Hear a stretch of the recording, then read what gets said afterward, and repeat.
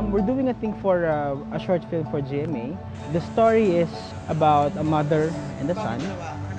Yung dad nila, the husband, left for another country to work.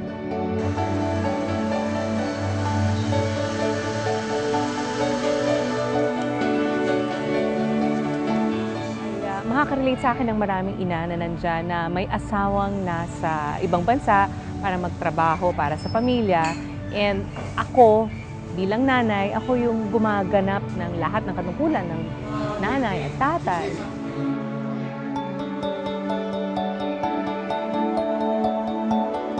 The mom is doing everything dun sa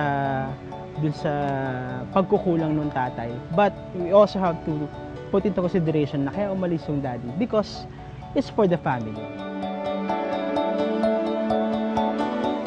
The first Christmas of the mom and son, nawala si daddy. So doon umikot yung story. Hello? Hello? Narinig mo po ba ako? Nangungulila ka dun sa love ng magulang mo eh. Wala po kayo sa bahay namin. Kami lang po ni nanay, malungkot. Hindi naman talaga nila gustong umalis. Kailangan lang nila mag-survive para sa pamilya dahil syempre ang dream nila makapag-aral, magkaroon ng magandang buhay ang pamilya.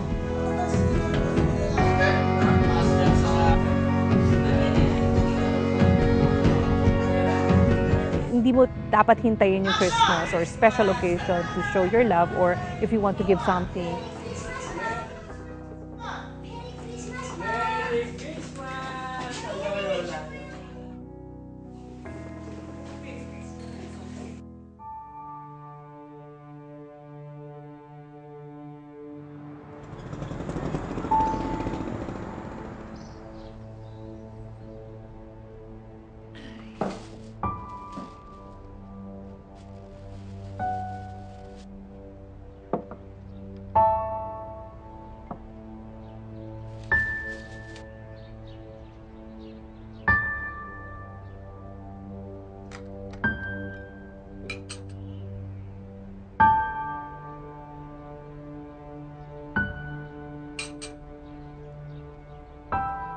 Noel?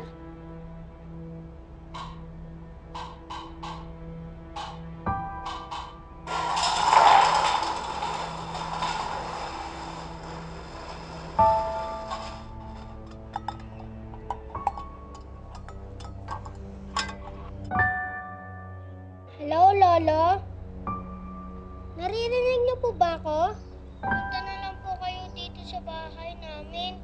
Kami lang po ni nanay, malungkot. Lolo, naririnig niyo po ba ako? Sumagot naman po kayo. Hello?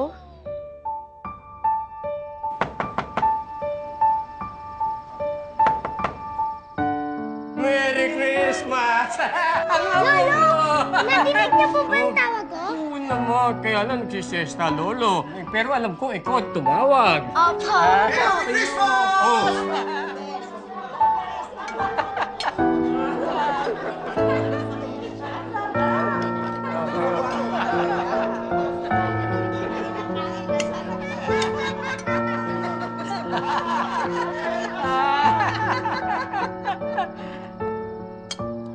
Bakit? Namimiss mo ba tatay mo? Opo, Lolo. Malungkot po. Ang sabi niya po, aalis siya dahil sa akin. Para sa iyo. Para sa kinabukasan mo. Yan. Apo, may tawag ka. Hello? Hello, Noel. Merry Christmas, anak. Alam niyo po, namimiss ko na po kayo. Miss din kita, anak. Ang lamig dito. Nasaan na yung hug ko? Ay,